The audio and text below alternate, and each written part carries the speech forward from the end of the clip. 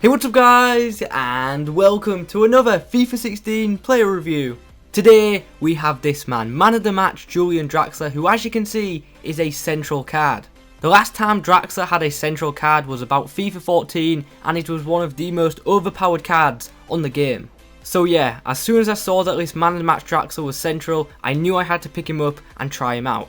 As you can see, I paid 200k for him, so this card does not come cheap at all, but his stats are pretty damn good. 85 dribbling, 82 shooting, 81 passing, and of course, that 5-star weak foot. Right then, let's have a look at some of his in-game stats. We start off with the 65 strength. In-game, he is pretty weak, but most of the time, he actually stays on his feet. His balance is pretty good. And as you can also see, he has 85 ball control, which actually helps him quite a bit, because even though he does get pushed around quite a bit, he's got the ball control. He actually keeps hold of the ball and stays on his feet, so even though he does get pushed around, he does well to retain possession of the ball. Other standout skill attributes include his 87 dribbling, 89 long shots, 85 shot power, and his 85 short passing. Draxler stands at 6'2", so he's at a very good height for a midfielder, and he's not just a slow midfielder either. Normally, when you have midfielders and they're quite tall, they're normally pretty slow. Draxler is very quick for a midfielder. His height is actually quite a big advantage because it means he wins plenty of headers both in attack and defensively. Aerially, this card is actually pretty solid.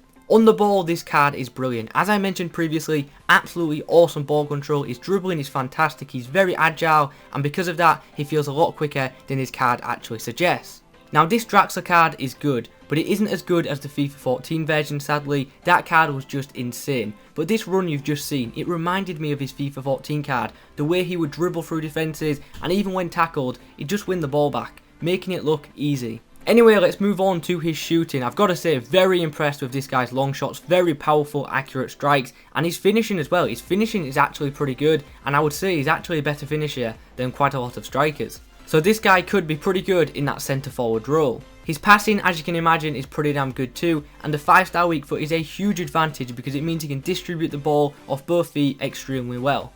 So guys, as you can see, I have given man of the match Draxler an 8.8 out of 10. A pretty good cam, but I've got to say not as good as I was expecting. I had very high expectations for this card. Other than the strength, there were some other minor issues with this card, one of them being the positioning, which I would probably describe as inconsistent because one minute he was positioned perfectly, the next he just wasn't there for me. But overall this card was pretty good and I definitely enjoyed using him. So, is man of the match Draxler worth the coins?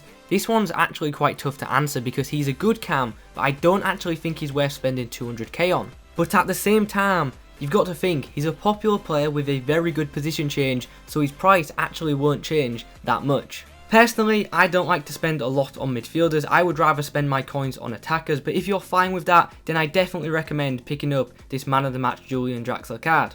Anyway guys, we're coming to the end of the player review now. If you have enjoyed it, please remember to leave a like on the video, comment below who I should review next. Have a good day, adios.